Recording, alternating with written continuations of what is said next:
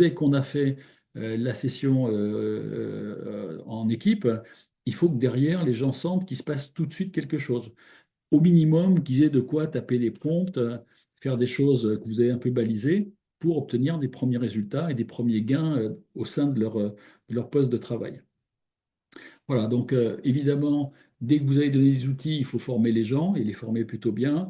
Ça peut être des très petites formations d'une demi-heure à chaque fois, hein, pas beaucoup plus, mais vous leur donnez un petit, vous leur faites passer un petit gap à chaque fois. Il faut peut-être pas faire la grosse formation d'une journée où les gens ils se gavent de trucs et ils en oublient les trois quarts.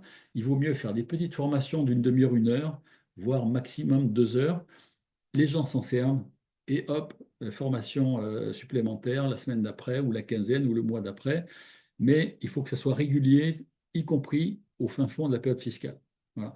Et après, on peut aussi dire, ben, écoutez, les amis, puisque tout le monde va inventer des petites choses assez sympathiques, il faudrait qu'on apprenne à les partager aussi, parce que souvent, les gens sont un peu repliés sur eux-mêmes, un peu, pas égoïstes, mais ils ne le font même pas exprès dans l'absolu, hein. C'est comme les problèmes qu'on a entre les services, entre la compta, le social et le juridique, qui sont les mêmes dans tous les cabinets. Mais pas parce que les gens sont de mauvaise composition, c'est qu'ils font leur taf, et ils sont, voilà, ils sont focus sur leur boulot. Et donc, à un moment donné, ils ne pensent pas à transmettre la data aux gens qui les attendent, quoi. Voilà, qui l'attendent. Donc, le partage est très important aussi. La phase 5, hein, c'est de dire, bon, il nous faut aussi une vision, hein, j'en ai parlé un peu plus haut.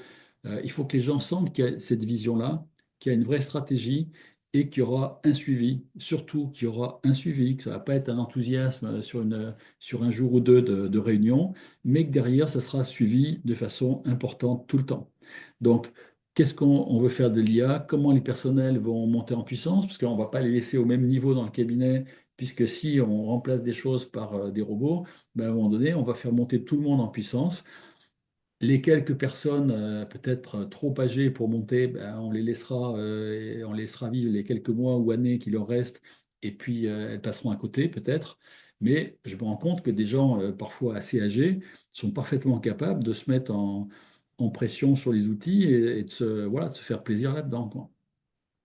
Voilà, et évidemment, avoir quelques indicateurs, on en parlera un jour, des indicateurs d'accompagnement pour la mise en place de l'IA, parce que ça, je l'ai évoqué à plusieurs reprises, mais je l'ai pas expliqué un petit peu. Évidemment, se servir des témoignages des gens, éventuellement mettre des petites récompenses. Voilà, c'est quoi le prompt du mois? Qui a gagné le meilleur prompt du mois en compta ou en social ou machin? Bon, peut-être faire des petits challenges avec, je sais pas quoi, un ticket pour un abonnement je sais pas, une salle de sport pendant un mois ou pour un dîner gratuit dans le meilleur restaurant de la ville ou je ne sais quoi. Bon, pas des choses qui vont coûter des dizaines de milliers d'euros, mais qui vont faire plaisir et qui voilà, vont mettre un peu d'enthousiasme dans l'histoire. Voilà, donc ça, si on fait ça, déjà, je vous garantis que ça va bien marcher.